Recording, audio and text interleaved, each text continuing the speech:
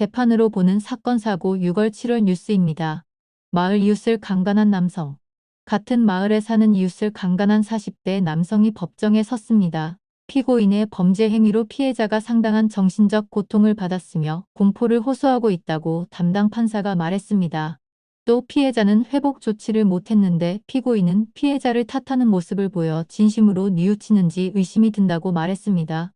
재판부는 성폭력 범죄 처벌 기록이 없는 점을 참작해 징역 3년 실형을 선고했습니다. 사고 후 보험사기 저지른 남성 보험사의 발각. 교통사고 후 얻게 된 진단을 활용해 보험사기를 벌인 50대 남성이 재판받았습니다. 피고인은 사고 후 보험회사 직원이 방문 시 변기에 혼자 앉지 못하는 모습 등 일상생활을 보여주며 대학병원으로부터 후유장애 진단을 받았습니다.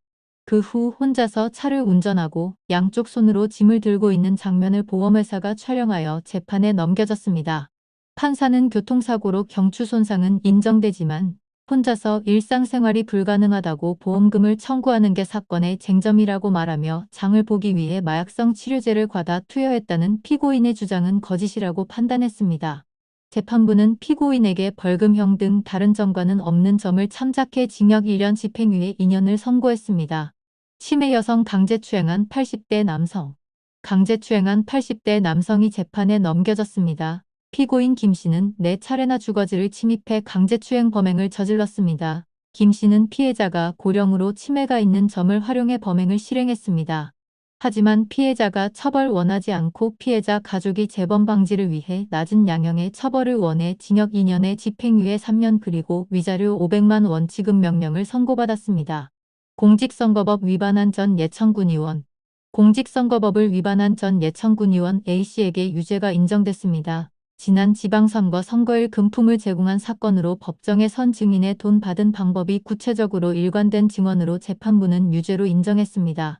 재판부는 공직선거법 죄책이 가볍지 않지만 금품이 크지 않고 선거에 큰 영향을 미치지 않은 점을 참작해 벌금 150만 원을 선고했습니다.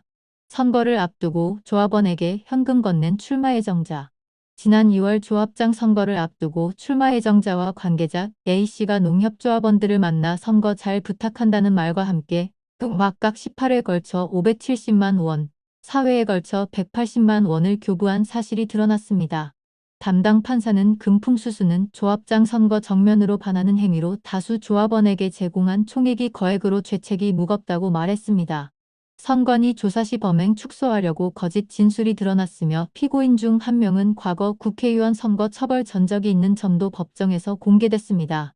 두 피고인이 구속 후 범행을 자백했으며 조사가 시작되자 출마 예정자는 조합장 후보를 포기한 점을 참작해 징역 1년 6월 집행유예 3년을 선고받았습니다. 담당 학생들 강제추행한 교사. 학생을 강제추행한 교사가 재판에 넘겨졌습니다. 피고인 30대 교사 A씨는 피해자인 학생을 여러 차례 강제추행했으며 나체 사진과 동영상을 전송하도록 지시하고 소지했습니다. 담당 판사는 성적 가치관 거쳐야 하는 청소년 피해자에게 심각하고 부정적인 영향을 미쳐 죄책이 가볍지 않다고 말했습니다. 피고인이 범행을 인정했으며 피해자가 처벌을 원하지 않은 점을 참작해 징역 3년에 집행유예 5년을 선고했습니다.